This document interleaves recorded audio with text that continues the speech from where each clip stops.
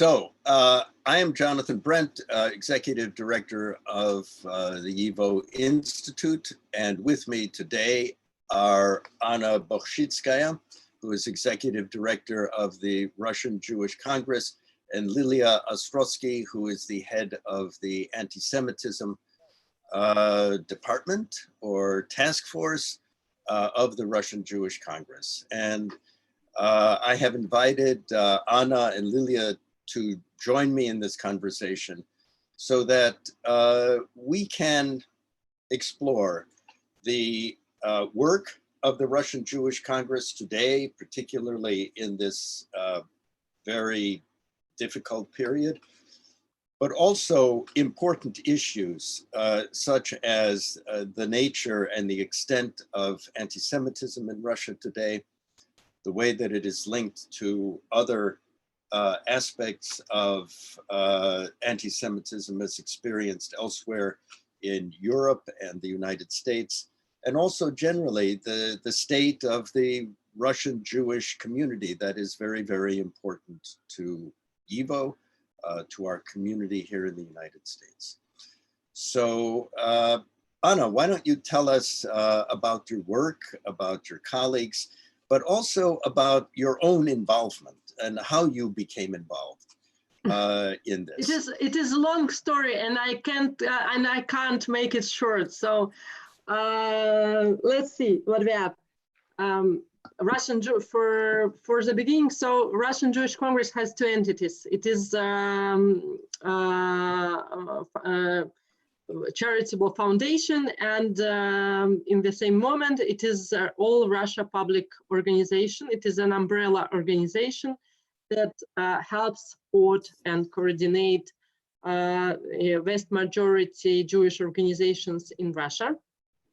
And how many Jewish organizations are there in Russia? Russia is huge. Russia is huge. I've never counted it, so I think that it's much than 200. Okay. I mean, big one. So not private, probably Jewish clubs where people just meet for some Shabbat or something. But so, they are in most of the big cities in Russia. Yes, but in small cities we have very nice communities, Hasid's as well, and synagogues. Probably in Tula. Tula, it's not so big city, but we have one of the most brilliant Jewish community that it has a Jewish school, it has very good Hesed, it has some house for to care about elderly people. So they have all the services they provide to Jewish. So it's a brilliant community. But the city is pretty small. So, but we deal with Jewish organizations, as we say, from Vladivostok to Kaliningrad. It's a huge distance. So I've been working in Russian Jewish Congress since 2014. So it's 6 years. And did you come from a traditional Jewish home, or? Nope. My mother, nope. No. My grandmother, she spoke Yiddish, and she was the person who bought matzah before Pesach. And I always knew that I'm Jewish and that I'm from Jewish family. In spite of my mother in 90s in Russia, she said me, Anya, if someone in the street will ask you if you are Jewish, you say you're Russian. Because it were a dangerous time. So but my mother, she was a dissident. She was a dissident. She worked for Radio Freedom by the phone. But so we had a very secular house without any traditions. only Pesach, and I use it. It's Pesach. Why? Because someone brought matzah to our house. Was it Chabad that did that, or? Yeah, I don't think so. I don't think so. During the Soviet time, you mean? Yeah. I'm not an expert. I'm not an expert in the topic at all. So I don't want to confuse you. So yeah. And Lilia, what is your background? I was born in Siberia. It's far, far away from Moscow. Yes. It's in Russia. My grandmothers and grandfathers were in evacuation there because of the war, and they flew from Nazis. So my parents were born there, and I was born there. We had Jewish community, Sunday school. I went to Jewish camps organized by Psachnu Jewish Agency. So I had like I said, brilliant Jewish childhood, but secular Jewish childhood. I was raised with love to Israel and special attitudes to Jewish life. Your family, they were deported to Siberia, or not by force? Not by force. They were civilians. My father's family came from Belarus and Moldova. My grandfather couldn't fight in Red Army because he lived in Romania, and he was like from a different side of the border, so he wasn't allowed to be a soldier. So he worked in the factory, hard work. And my mother's family, they came from St. Petersburg. So my grandfather is, how can I say it? Can you help me? He is like a child of, not occupied by, Leningrad was in blockade. So he was a child of blockade. Wow. Wow. And when he was a child, his parents were at the war, and he was in the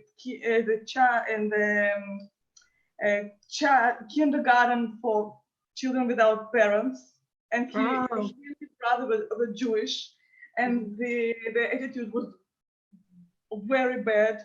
They have eaten the worst food they had. And then this kindergarten was evacuated to Siberia. And then parents found them by chance. So it's fantastic. A story. So everybody has fantastic stories of survival. Jewish people, we all know it. We have a fantastic story. Yeah. All about. Yeah. Amazing.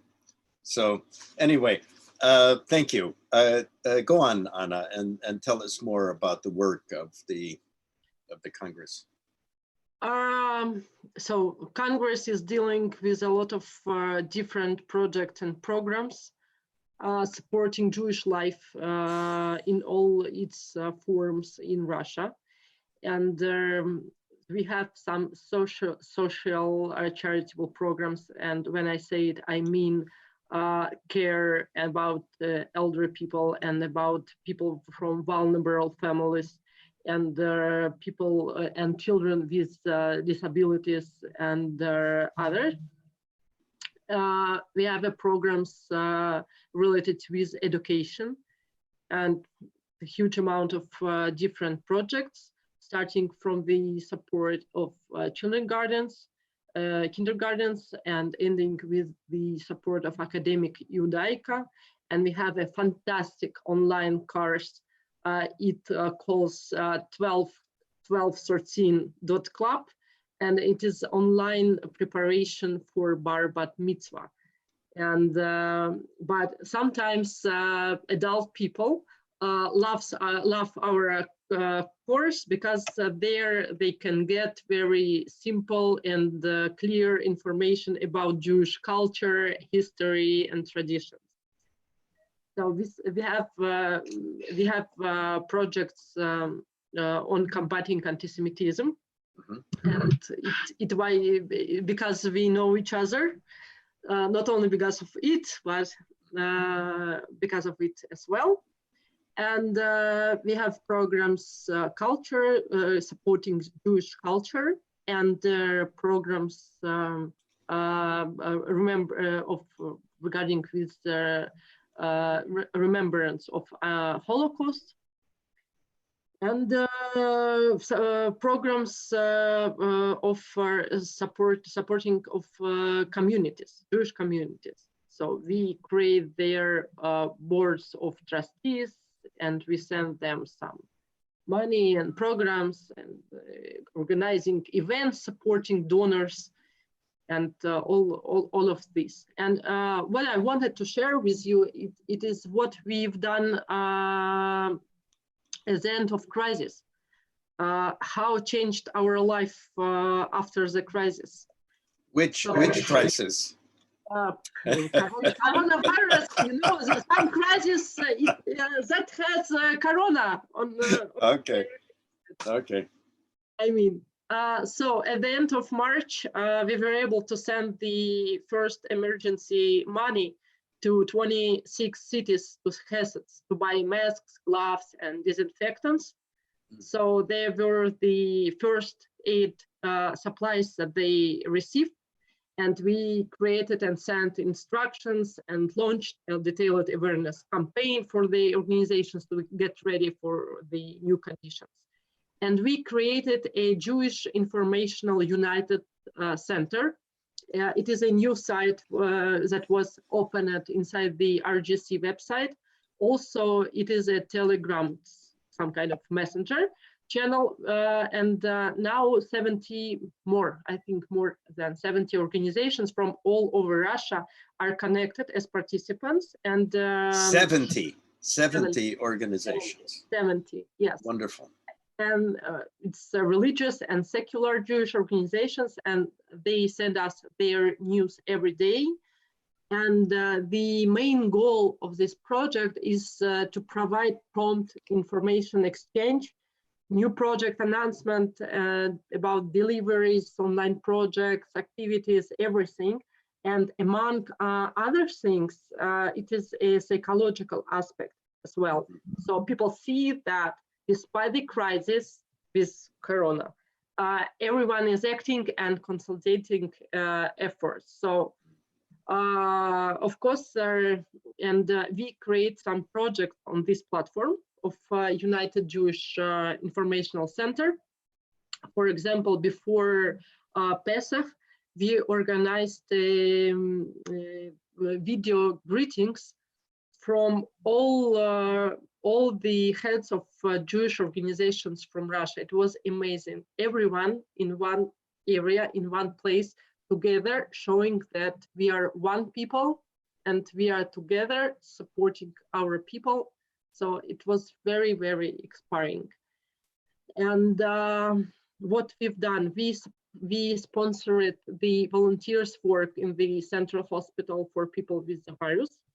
And we are fundraising to save existing programs, because nurse services for elderly people, support of children from social vulnerable families, there are several reasons for that. First of all, we need to implement programs to save them. It is necessary to ensure that employees' safety for the client. So all of the staff of Hesed, they need masks, gloves, sanitizers, and so everything. And the second reason is the increase of the number of customers due to the bad economic situation. And so we raise money for 3 programs: the purchase of disinfectants, grocery packages delivery to the seniors' doors, and organization of delivery of the nurses to bedridden seniors. So and these materials that you're getting, are you obtaining them from Russian sources? Are you obtaining them from abroad? For instance, the governor of the state of Georgia in the United States had to get 500,000 masks from South Korea because our government was unable to supply them recently. Do you feel that there are adequate supplies within the Russian healthcare system? You know, when everything started, we just collected and sent money to Heseds, and they bought the stuff by themselves. And now we have some donors who are ready to help with the materials, because they bring all materials from China and from other countries, and to cover needs of hospitals. And some of them are ready to cover our needs as well. Only today morning we discussed this topic with Joint, because JDC, they deal with all this stuff as well. And we changed the information, what we do, what they do, and what the gap deficit do they have. And so we agreed to be more efficient on this direction of help. And has the Joint has continued to provide support for your work over the years, or is this a new initiative? They work in Russia, so you know that they have been working for a long time. For a long time, yes, yeah. Of course. But now every situation is facing with new challenges, and of course, all this. Why we raise money? We have a fantastic, generous board, and these people, they support us, all our programs and all our projects, but all we are discussing now, it is above budget costs. So it's a new one. So we don't have any source from where we can take it, and it's impossible to put all responsibility of this situation only on our board. So we raise money, and Baruch Hashem, we find that people pay attention to our cause, and they send money. Someone sent 1,000 rubles. That I don't know how it's in dollar. $2, not $2. It's around. The exchange rate is about 100 to 1 at this point, or something. No, it's 70. 70. 1,000 ruble. It's around $20.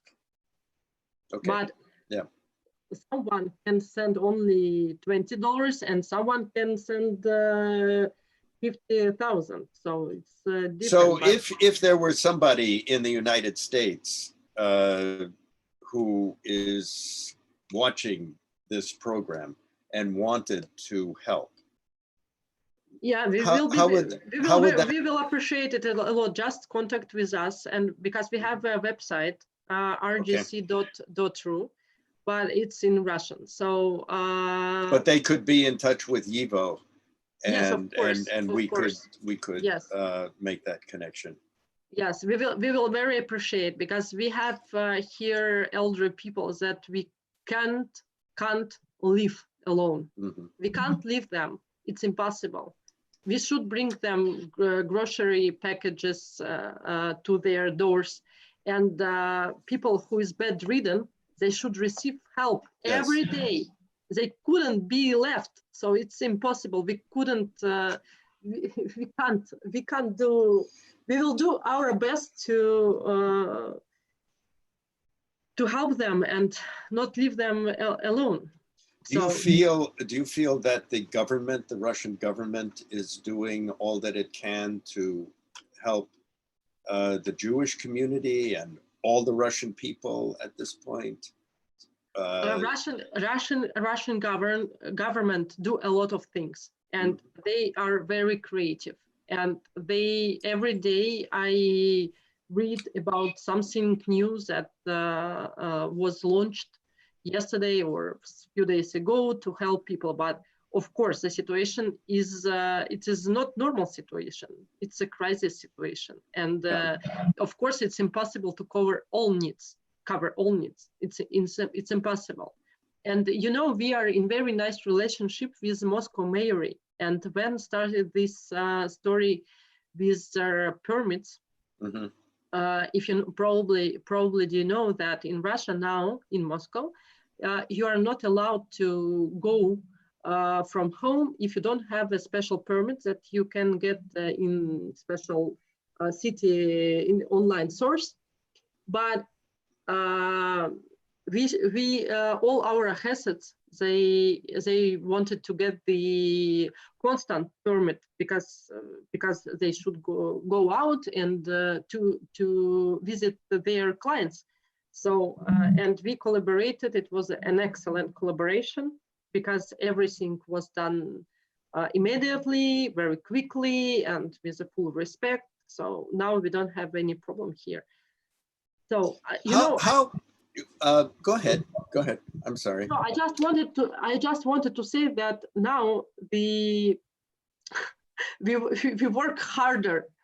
Staying at home, we work harder. We work around 10 hours a day because you know, you have this fantastic time in traffic when you get to job and you can call your friend and just chat up about everything. How's your children? How's your everything? Now just I'm wake up and sitting to the computer. So, and I just wanted to say that we are so, all of us are so concentrated how to deal with all these kind of problems and how to raise money and how to help them that I don't know everything that happens in whole Russia, what programs, probably I missed something, I don't know. Because we are just checking all that could be related with our job. How big is the Russian Jewish community? How many people are there? Can you estimate? It's a question that comes up all of the time. It's a tricky question, Jonathan. It's a tricky question because Russian statistic says that we have in Russia 100,050 Jews. We, by our researches, it is not only from the air. We've done some researches. I don't know if we've sent it to you or not, but we think that we have in Russia around 1.5 million Jews. And Rav Berlazar, he says that we have 1.5 million Galahid Jews in Russia. So you can choose whom you want to believe. So by your choice. Yeah. And of course, according to the anti-Semites, there are many, many more. Yeah, of course, every sort is Jewish. Obviously, if he is successful and has the better car than his non-Jewish neighbor. Yeah. And if there's something else you would like to add about your current work, by all means do so. But I thought maybe we could also bring in Lilia to speak a little bit about her work and the situation of or the state, the circumstances of anti-Semitism that the Russian Jewish community has to deal with. I want to say, I want to say that we can't see that, there is a rise of anti-Semitism in Russia because of the virus. Instead of the fact that we had a very bad attack on the synagogue in Arkhangelsk last week. Why don't you talk a little bit about that? Because there is information about that in the West, but I'm not sure that everyone really understands what happened. So the synagogue in Arkhangelsk was built in 2015, right? And Arkhangelsk is in the north. It's in Russia, in the north of Russia. And the synagogue is called Northern Star. And we have a community there, board of trustees. And the head of board of trustees of Russian Jewish Congress was the sponsor, one of the biggest sponsors of this synagogue. It's synagogue and the Jewish Center. So the attack last week was a third attack. It was the first time that this synagogue was attacked, and everything was on video, and we could see that it was organized, planned action, and criminal case was opened, but still nothing new on this, and nobody was punished for this action. And why? But we are looking forward. Why was nobody punished for this action? I will explain you. I will explain because I'm here in Russia dealing with this case. Yes. Of course, Lilia knows the details, but I'm the person who is dealing. So it is very fresh one, and the prosecution case was started, but still they didn't find anyone. Just yesterday I talked to this guy who is a head of Jewish community of Arkhangelsk. Also, he's the head of the branch of Russian Jewish Congress in Arkhangelsk. So, and he told me that he's visiting prosecutor's office every day or every 2 days, everything, but because he's a businessman, and one of the versions was probably it is not anti-Semitic attack or it is his personal attack, but it's not attack against him. It is anti-Semitic attack. No way that it isn't. This case, I can tell you with 100% sure that there is anti-Semitic attack. And as Lilia mentioned before, that it is a really third case there. It is not the only first one. It is a huge building, and he really built a huge building. It's around 2,000 squatters, and 200 square meters. Square meters, yeah, sorry for my English.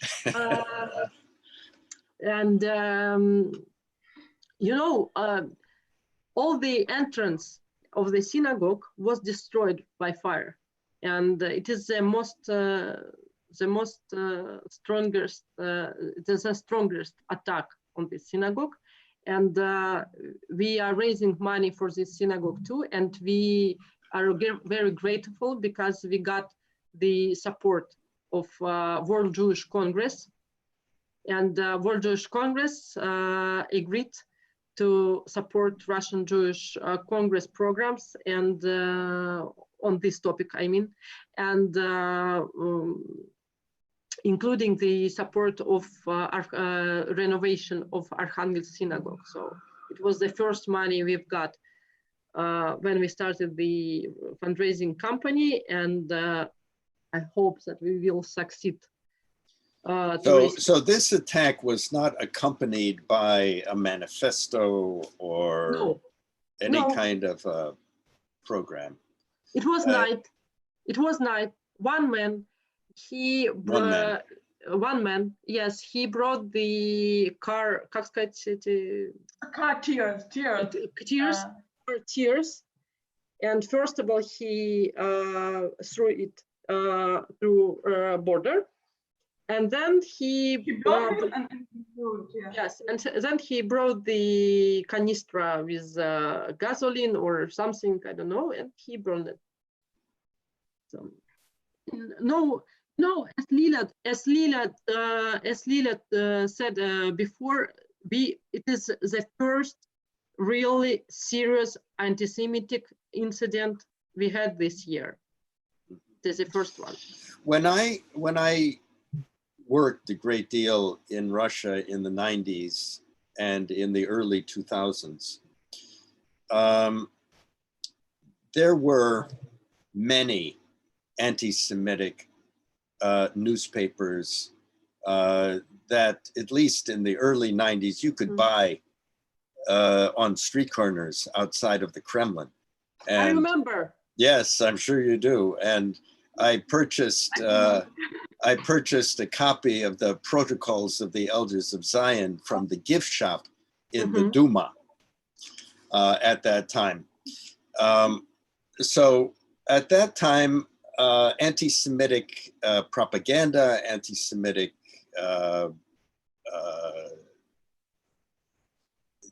lies, all kinds of horrible things were very public. One of the things that Putin did, as far as I could tell, was to remove all of that from certainly from the city center. I don't think you can buy the protocols any longer in the gift shop of the Duma. No, you can't. No, I don't think so. But does it still exist in the outlying regions? Are there still these really hideous anti-Semitic newspapers continuing to publish? And do they have a following? Excuse me? I mean, all this anti-Semitic propaganda, and there is some stuff on internet, but or some newspapers, but they are so marginal. Marginal. If you want to find some discourse, you can see it, but it's not like a main discussion. It's not in the discourse. It's not fancy to be anti-Semite in Russia. Really, it's not good. You will not be supported. In our annual report of media on anti-Semitic manifestations of media, we saw that all anti-Semitic statements are not supported. I mean, people don't like it. They how can I say? They say bad things about anti-Semites online that are expressing it in media. What kind of things is the Russian Jewish Congress doing concretely to educate or to develop programs that help to oppose anti-Semitism in Russia today? It is not so easy to divide because when we do our grant competition for the museums, and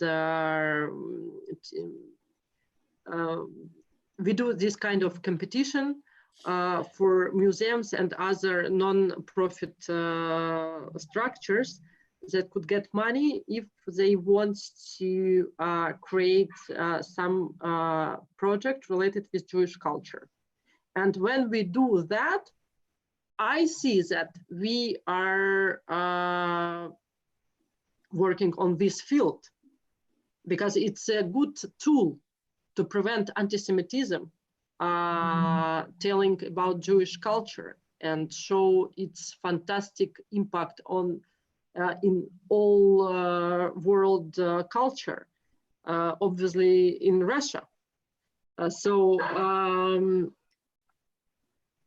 And when we provide and when we organize a huge event on remembrance of Holocaust,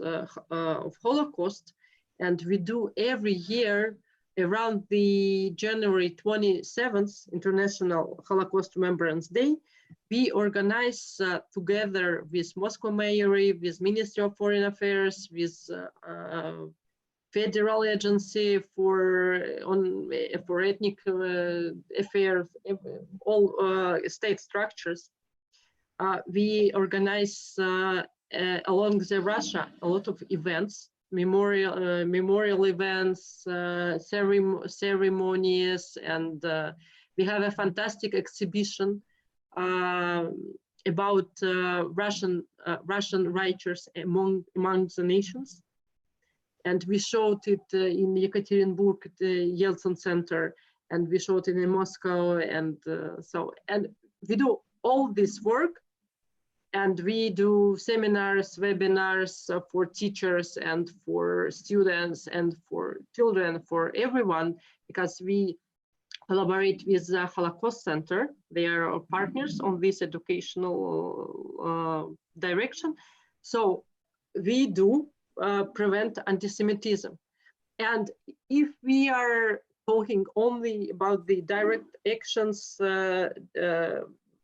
directed to combating anti-Semitism, what we do, we have everyday monitoring of anti-Semitic incidents in media. What we do with the Sava Center, you know, I'm sure you know Alexander Verkhovsky, who is the head of the center. Long time, I think since 2013. We have this kind of monitoring, and we are looking for with Lilia, and probably we are very close to our aim. We want to do the monitoring of social media, because our idea is that in Russia, probably not only in Russia, but in Russia, anti-Semitism is placed in social media. Mm-hmm. We don't see it, as you mentioned, on the borders, and we don't see it on the walls, and we don't see it, it's very rare, really, case of anti-Semitic statement from a public person. We have it, of course, because anti-Semitism is something that never disappears totally. So that's it. And we, of course, we have our lovely conference. It is a biennale conference on combating xenophobia, anti-Semitism, and racism. And we planned to hold our conference in October. In October. This fall. And we still want to do that. We believe on it. But probably life is different than our expectations. And probably this year, part of conference will be offline and part of conference will be online. Mm-hmm. I don't know. You mentioned Holocaust Remembrance, and you mentioned working with Holocaust organizations and so forth. Say a little bit about the understanding, the knowledge of the Holocaust and Holocaust denial in Russia today. How much do people really understand about it? To what extent is the Holocaust thought of as something that is part of Russian history as well as just Jewish history?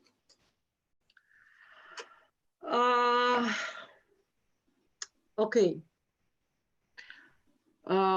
Around probably 5 years ago, here was not so famous, but somehow famous movie picture. Holocaust is the glue for walls. It was a story about twins that they participated in TV show. It's like Who Wants to Be a Billionaire, you know? And there was a question, what is a Holocaust? And they proposed variant options of answers. And one of option was Holocaust, it is glue. Glue, I don't know how to say it in English. Обои, I don't know, so for walls. Mm-hmm. Wallpaper. Home paper, yeah, wallpaper. Wallpaper glue. Glue for wallpapers. And they answered to this. And the guy, director of this movie, he brought not Jewish guy, a Muslim not guy. Jewish guy, not Jewish guy. Yes, he brought them to Auschwitz, and the movie is about how they are in Auschwitz and what they feel and what they see, so everything. But now, I don't think that a big percent of people in the streets will answer that Holocaust, it's not we know about Holocaust. And what we've done, and I think that it is a really good result, that we integrated Holocaust strategy into the history of our country. Because when we hear speeches, when we listen speeches from the state persons, from the public figures, we hear now our words that the Holocaust, it's not only Jewish tragedy, it's our national tragedy. And we should remember about it and don't let it to repeat with no one, never again.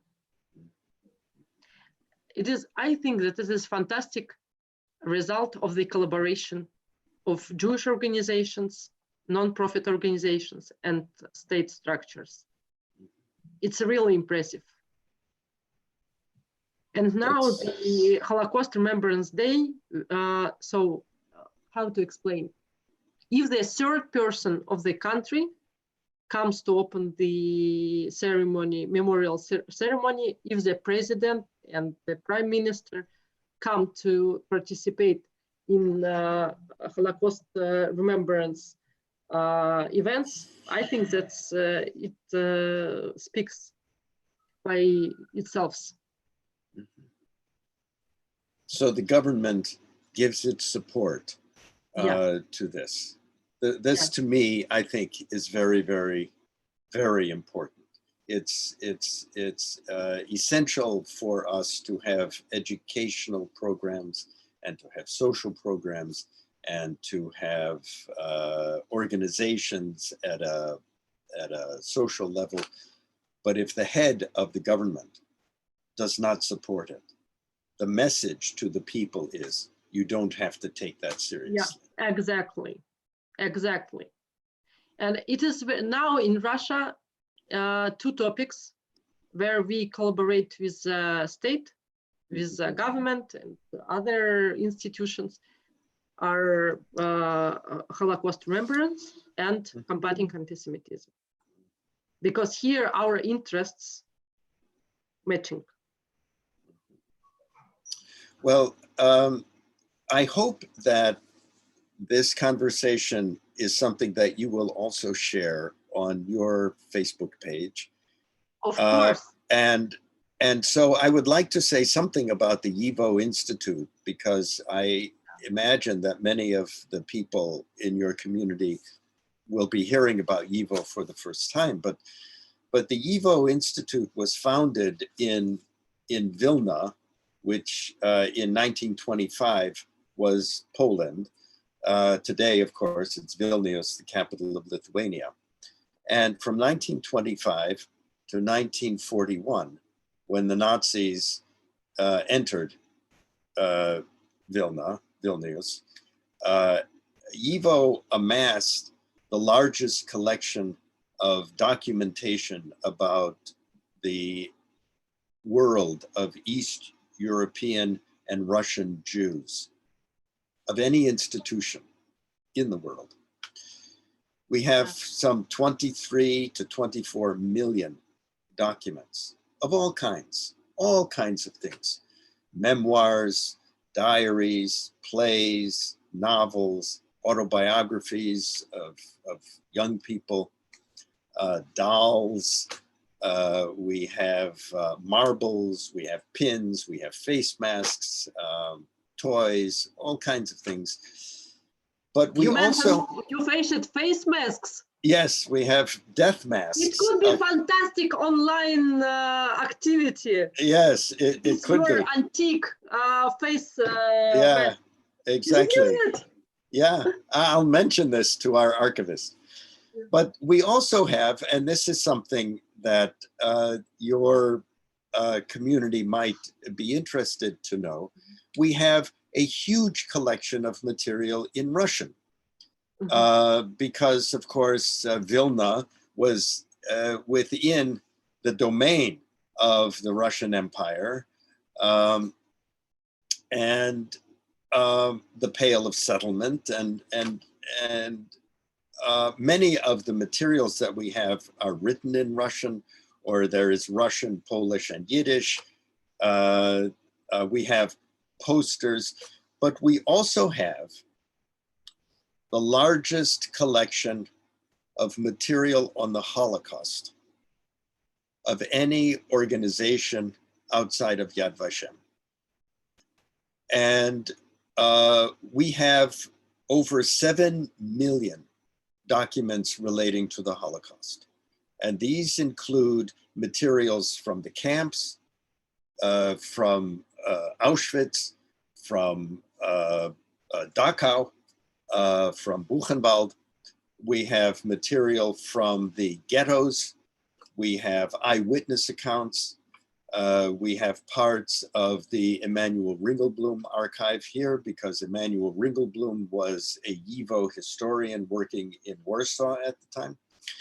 And those, and YIVO offers fellowships and scholarships, and we wish to encourage as much contact as we can with our community in Russia, and to help make our materials known to our Russian brothers and sisters. And I invite people to check out our website, which is simply yivo.org, and become acquainted with our resources, because it may be that some of the materials we have can help you in the work the important work that you are doing. Thank you so much. I'm pretty sure that, of course, we should look at it more carefully and to find it. And also, I think that we could collaborate and create some kind of project on this fellowship, on this grant stories, because we are dealing with a lot of students organization, and also with teachers, and with so it could be very, very interesting. Let's think about it, and probably let's meet especially yes in real life when we have the possibility to see each other in real like life. All right. Yes. Everything will be fine, but so let's plan some Zoom conversation, because I'm very interested in, and I'm so happy to see you. Very good. Very good to see both of you. I want to invite you both back to do a similar program, maybe some months from now, to find out how things are going. But also, I want to say that we would like to stay more in touch. We would like to know more regularly how you are doing, what you are doing, and to open up doorways of collaboration and cooperation, because it's very, very important, I think, in these times in particular, in these crisis times, for people to feel that they are not isolated. That there are people in the United States who care, who want to know, and it is wonderful for us to know that there are people in Russia who care and want to know about what we are doing. Jonathan, we'll be happy to send you all the information, because of course, I tried to do a long story short, and I didn't mention a lot of things that we are dealing with, and I'll ask Lilia probably, or so we will send you the full report about what we are doing during this time, and it will be very appreciated if you publish it somewhere, I don't know. And yes, I want to be closer and yes, to be in touch. Very good. So thank you both very, very much. It's such a pleasure to see you both. Stay healthy, stay strong. И до свидания. Take care of yourself. Bye. Bye-bye. Bye-bye.